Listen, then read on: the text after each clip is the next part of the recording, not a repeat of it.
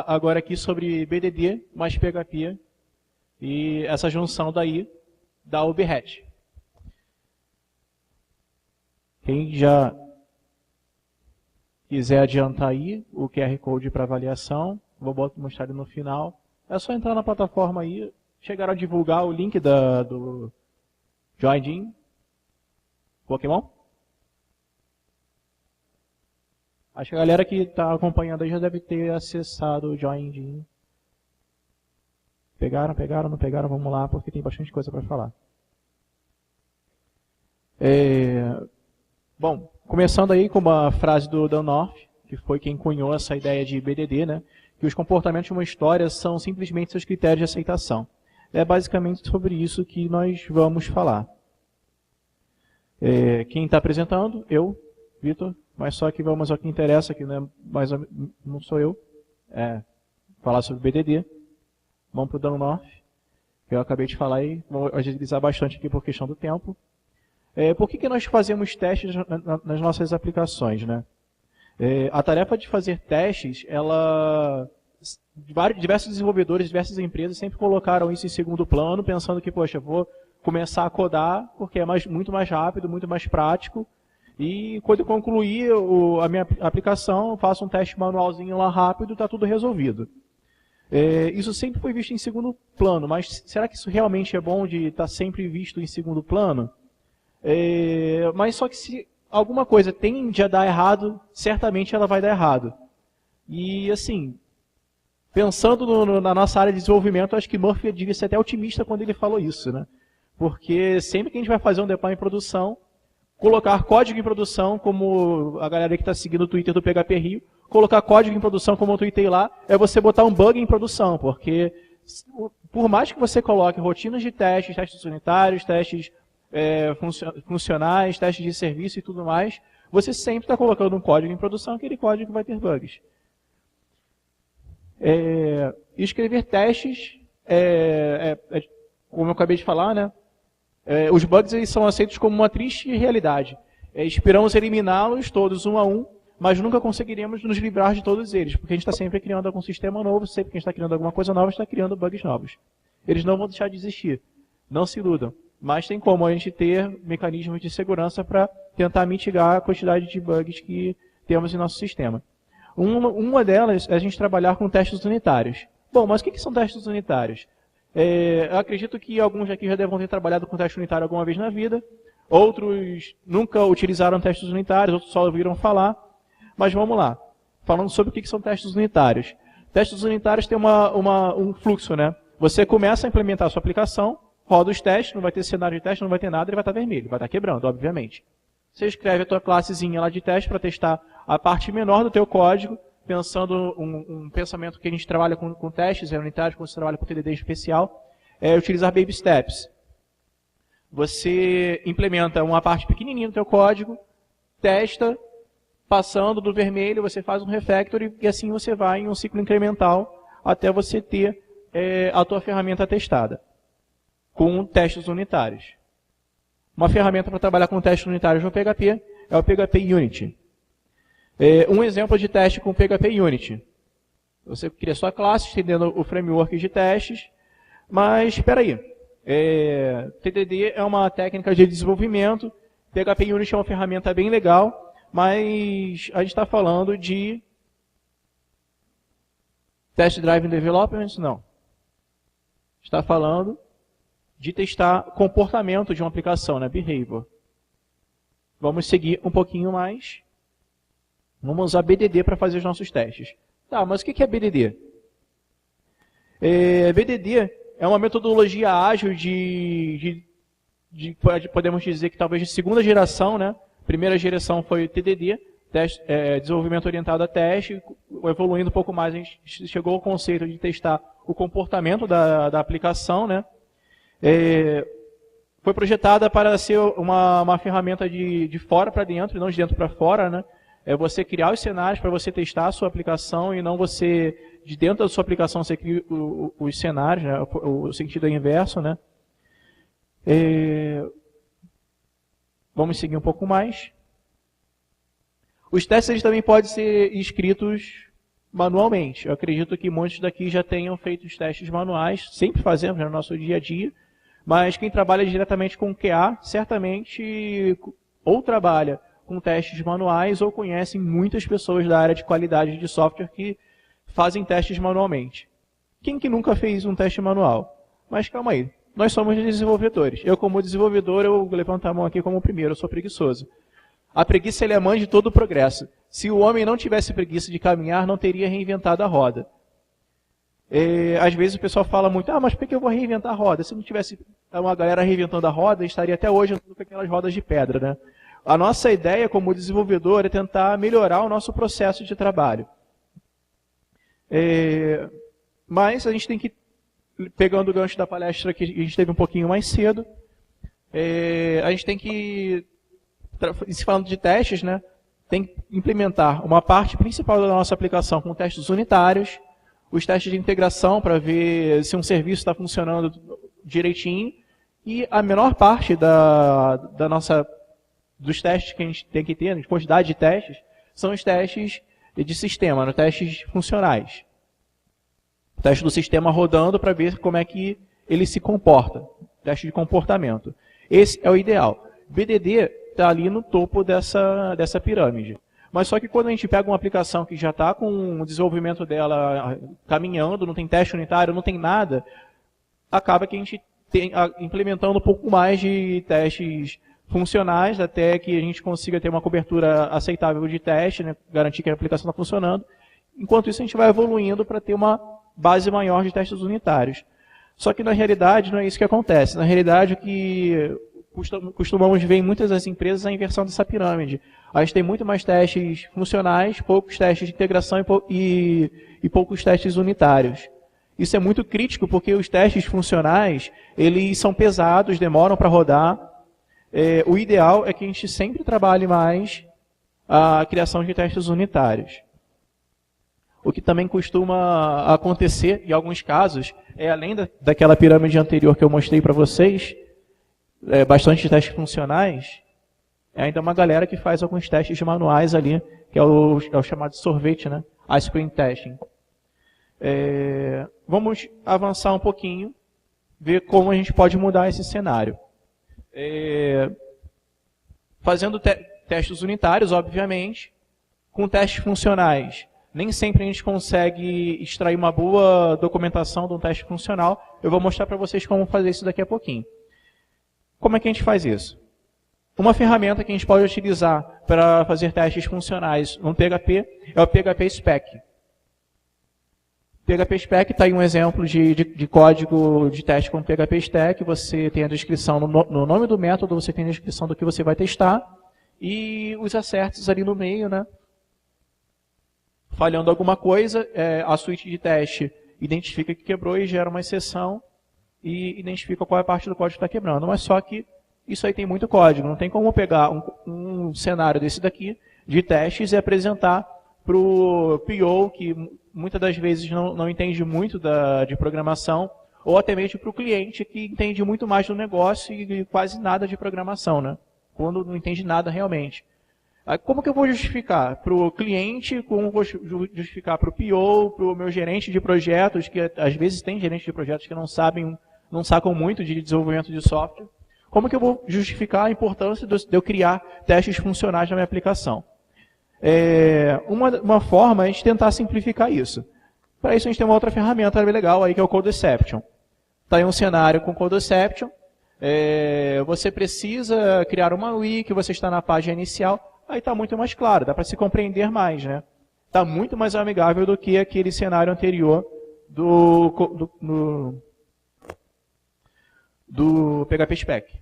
Mas só que continuamos tendo muito código.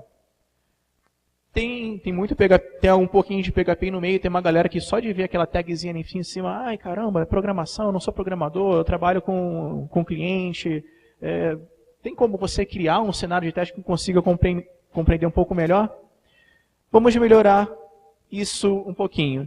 Imagine um mundo onde os testes podem ser escritos por qualquer pessoa, sem precisar programar. Imagine um mundo onde os testes podem ser escritos em qualquer idioma também. Eu tenho um sonho de que esse mundo existe. E esse mundo não é uma Babel. com diversas pessoas falando de linguagens diferentes, porque normalmente uma equipe de desenvolvimento com múltiplos perfis, nós temos profissionais que trabalham na parte de qualidade, profissionais que trabalham na parte de negócio, desenvolvedores que falam linguagem completamente diferente. Como é que a gente vai unir, melhorar essa comunicação? Alguém tem que ceder nessa história. Programadores sempre falam em jargões técnicos e tudo mais. É bom a gente fazer um acordo. Trabalhando com Agile, a gente tem programas que programadores devem usar a linguagem de domínio como nomenclaturas de código-fonte. O que é uma linguagem de domínio? É uma linguagem que é relacionada ao negócio que está sendo desenvolvido.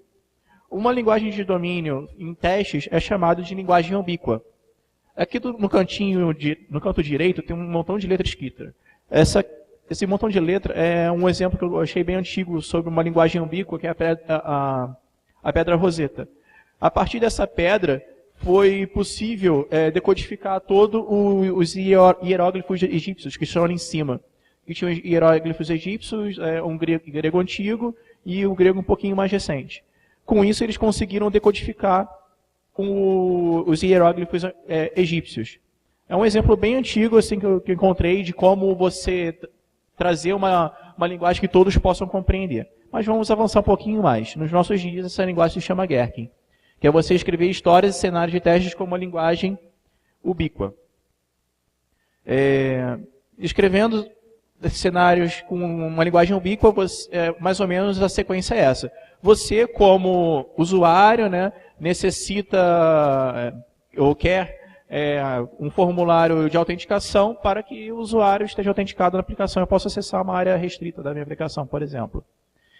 Quem já escreveu cenários de teste manualmente, com certeza já deve ter utilizado alguma metodologia desse tipo. Com uma linguagem ambígua, a gente faz bem similar. Descrição da funcionalidade, dado né, um contexto inicial, quando ocorre algum evento, e assim vai. Nós podemos também descrever mais de uma coisa que acontece na nossa aplicação. Essas mais de umas coisas são chamadas de cenários. Algumas palavras aqui que a gente vai usar um pouquinho mais à frente, né? A descrição da funcionalidade, descrição do cenário e as steps dos cenários. Aqui está o cenário, as steps, tudo separadinho. Mas como é que a gente pode fazer isso tudo no PHP, que realmente é o objetivo dessa palestra? A gente pode fazer isso tudo usando o Behat, que é uma ferramenta que é oficialmente uma implementação da ferramenta mais famosa que tem para isso, que é o Cucumber, né? É uma implementação em PHP do Cucumber. Isso está inclusive no manual do Behat. Mas vamos ao que interessa. Escrevendo uma funcionalidade. Mas calma aí, a gente estava falando muito de ser algo que todos possam compreender. Ali está escrevendo uma feature, né? Por que a gente não pode pegar isso e colocar isso em português? Fica muito mais prático. Eu posso pegar e descrever um cenário de teste da minha aplicação, dado algum contexto inicial, quando ocorre algum evento. Então verifique os resultados daquele evento que ocorreu. Fica muito mais fácil eu escrever um cenário de teste dessa forma daqui, do que utilizar, por exemplo, um PHP spec, que eu vou ter uma classe de teste, né, para fazer meu teste funcional. Mas eu também posso fazer isso em algum outro idioma. Eu estava conversando com um rapaz aqui, eu sou péssimo de nomes, da Venezuela, hoje cedo, e ele estava perguntando, poxa, será que tem como eu fazer isso em espanhol também? Tem como, você pode fazer isso até em japonês, em qualquer idioma. Pode fazer em francês. Cirília deve gostar disso daí, né? Dá para fazer os cenários em francês. Pode até fazer em grego, né? Em grego a gente vê algumas palavras que são muito parecidas com o português, né? Cenário, né?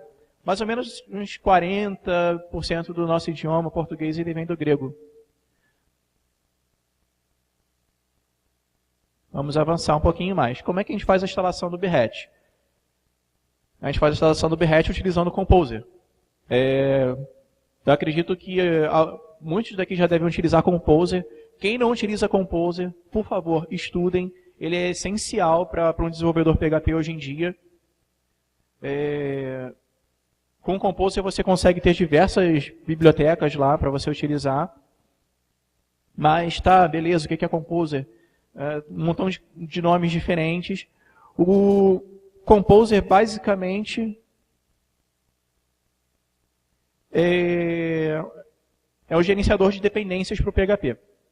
Assim como a gente tem o Bundle para o Ruby, o NPM para Node, pip no Python, por aí vai. No PHP nós temos o Composer. Se você quer usar alguma biblioteca, sei lá, para fazer slug, você chega lá no Composer, no Packagist, que é o local onde você encontra as dependências, procura para o slug que você vai encontrar uma biblioteca para trabalhar com slug. Como é que a gente vai utilizar o Composer? Composer, você baixa um farzinho, né, que é um PHP Archive, como a gente tem no Java o jar. No PHP nós temos o far. Criamos as dependências da nossa aplicação, informando ali require. O bom seria, assim, como é teste, né, colocar require dev. No site, o site que a gente consegue encontrar diversas bibliotecas para PHP é o Packagist. Isso aqui é o print da tela do Behat no Packagist, fazendo uma busca lá rapidinha, a gente pode visualizar que desde 2011, que foi quando ele foi lançado, a primeira versão do Behat, já tem quase 5 milhões de downloads. Se a gente acessar lá agora, já deve estar em 5 milhões, bem provável. Vamos avançar um pouquinho mais, que o que importa aqui na nossa palestra é falar sobre o Behat. O primeiro comando que a gente vai rodar aqui é o Behat init, depois que você roda o Composer install, para você pegar todas as dependências da aplicação. As nossas funcionalidades a gente coloca em arquivos que são arquivos .features. E a gente pode testar qualquer coisa, desde aplicações em linha de comando até aplicações web. Como nós temos pouco tempo, eu vou acelerar um pouquinho, daqui a pouco eu mostro um pouquinho de código para vocês. O Behat ele faz todas essas mágicas utilizando annotations. Ele tem as classes de testes. Em PHP tem como a gente documentar os testes colocando... os testes não, qualquer código nosso, né? Colocando annotations, que é esses arroba alguma coisa. No PHP tem como a gente extrair o conteúdo da documentação. O Behat ele faz isso, ele extrai o conteúdo das classes de testes, que são essas annotations, para casar isso com expressões regulares. Ele utiliza algumas annotations padrões, né? Given, when, then, and, but, e tem algumas outras. Vamos acelerar porque o tempo é curto. A gente tem um profile, que é a nossa suíte de teste como um todo, né? Que a gente pode dividir em suítes diferentes. Por exemplo, você pode testar a parte que é de API separada, que você vai utilizar frases específicas para trabalhar com uma API. A parte de back-end administrativo da sua aplicação, a parte que o usuário vai utilizar, né, o usuário final, a parte web mesmo. Dá para a gente separar tudo isso em suítes diferentes, as suas features separadas direitinho. Esse aqui é o arquivo de configuração do Behat. Se a gente for acessar via linha de comando, tem tudo lá explicado direitinho. Deixa eu pegar aqui e mostrar para vocês. O terminal está aqui. Agora está aqui. Rodando esse comando aqui, config reference, ele vai te mostrar o que você pode utilizar de configuração. Tem bastante coisa. No manual também está tudo explicadinho. Não tenham medo daquele monte de letrinhas, ele não é tão complexo. Ah, valeu. Mas dá para seguir aqui um pouquinho. Dá. Só perdi o mouse. Apareceu de novo. Você pode definir diversos argumentos, variáveis que você quer injetar na tua aplicação. Mas quais palavras nós podemos utilizar na escrita de um cenário de teste? Podemos rodar um comando lá que é o story syntax.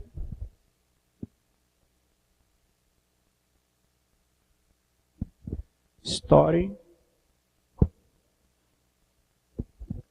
syntax. Ele me mostra aqui, consegue enxergar aí bem? Deixa eu aumentar um pouquinho.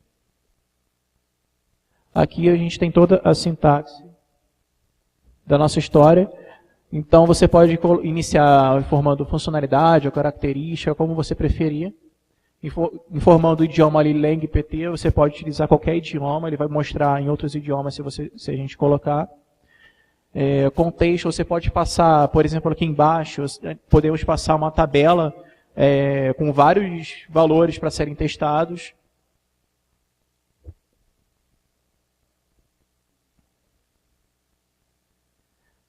Podemos utilizar um outro idioma ali, por exemplo, né, que está utilizando em grego, né? Nós temos também um dicionário da linguagem.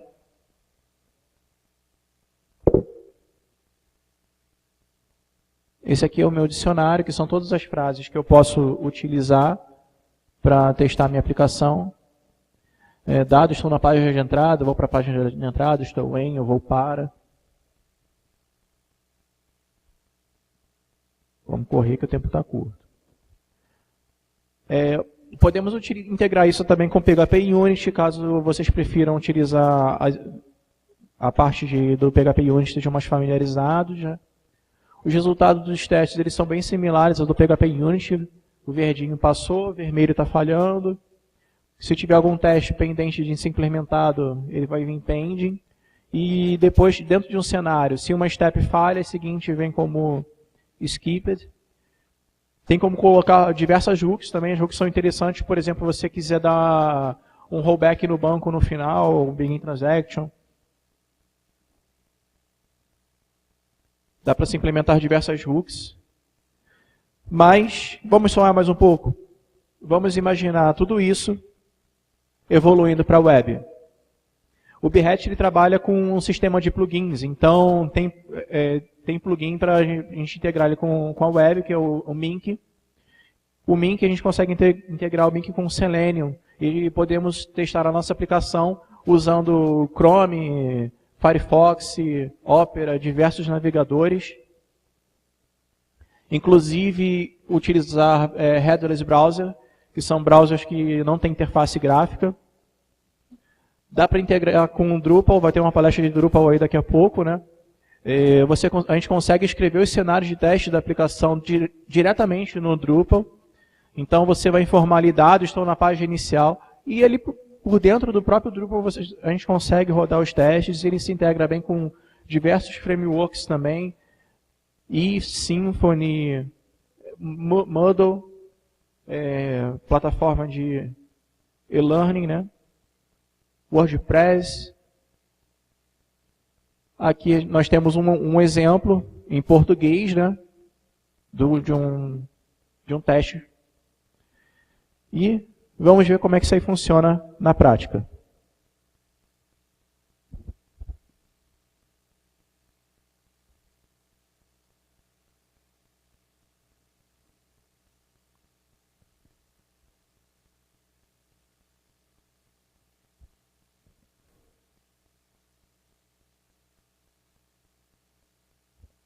Esse exemplo aqui, eu utilizei o Gaut, que ele simula, a gente pode chamar que é um headless browser, né? Ele simula a navegação de uma página.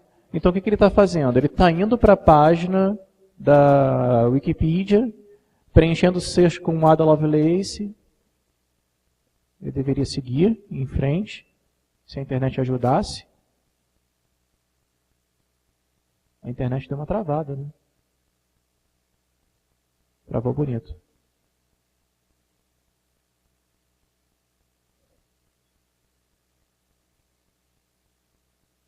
A internet está me trollando. Bom, no final ele mostra lá que deu tudo certinho. Phantom é um outro headless browser. Se a internet realmente não estiver zoada, ele deverá funcionar. Sempre que a gente tenta mostrar ao vivo, tem algumas coisas que falham, né?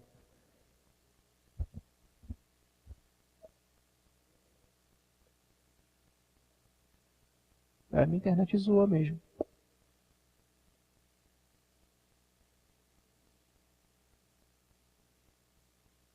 Poxa. Vou seguir mais um pouquinho. Daqui a pouquinho eu mostro para vocês. Qualquer coisa eu mostro no final. A gente já está na conclusão mesmo, porque os 25 minutos já passaram. Acabou. Vamos concluir. Com testes dessa forma, a gente tem transparência na escrita de teste, porque qualquer pessoa consegue criar um cenário de teste. Nós conseguimos integrar não desenvolvedores para a escrita de testes. Por exemplo, eu trabalhei um tempo numa empresa que a gente começou a implantar a ideia de trabalhar com dojos, né, dentro da empresa. E fizemos alguns dojos com programação, dojos de PHP em Unity e tudo mais, e só tinha engajamento da galera de dev. Então eu resolvi fazer um dojo de Behat. Fazendo o dojo de Behat eu consegui trazer a galera da central de atendimento da empresa para dentro da equipe de desenvolvimento. E a galera da central de atendimento ficava super empolgada quando eu consegui escrever um cenário de teste. É super legal. TDD não é uma bala de prata nem BDD, não resolve tudo, mas ajuda bastante. O que a gente ganha com isso? A gente consegue automatizar os nossos processos de teste de aplicação, não precisamos mais testar mais manualmente. A gente tem velocidade para implementar algo em produção, porque o teste vai estar automatizado, não vai ter ninguém testando aquilo manualmente. Às vezes testando manual vai levar 2, 3 horas, às vezes até dias para testar aquilo manualmente. Automatizando isso roda muito rápido, desde que a internet funcione. Minha internet está ruim aqui, não consigo mostrar para vocês. Tem baixo custo para implementação, porque a gente não precisa pagar por licença nenhuma de teste, é uma ferramenta em PHP. Deixa eu ver se eu consigo rodar o teste agora. Ele quebrou mesmo, acho que minha internet caiu. Poxa, a internet caiu, que chato. Ah, funcionou. Passou. Opa, passou. Então tá aqui. Ele rodou 4 steps, um único cenário, todos passaram em 11 segundos. Usei um browser headless. Vamos usar um browser de verdade, que eu botei um aqui também, já estou acabando. Esse aqui meu tempo já estourou mais rapidinho.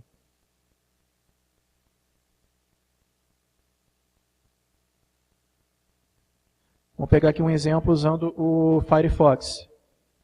Para usar o Firefox é só você botar um @javascript ali no arquivo de configuração. Eu não estou controlando a máquina, ela está se mexendo sozinha, porque esse é realmente o comportamento esperado.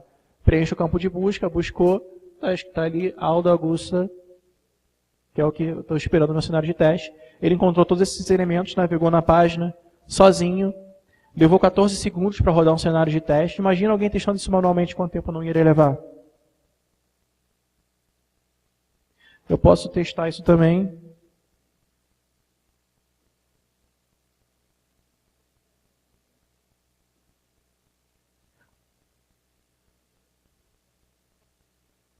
Usando o Chrome. Opa, abriu na outra tela. Já está terminando. Foi. Aqui. Usando o Chrome, ele levou 8 segundos para rodar esse cenário de teste. Firefox levou 14. Usando o Phantom JS levou 11. Então, eu consegui mostrar aí rapidinho para vocês como é que ele funciona. É isso aí. Corri bastante para concluir a palestra. Esse aqui é o link para vocês fazerem a avaliação. E só. Agradeço a todos. Tem tempo para perguntas? Galera, infelizmente não tem tempo.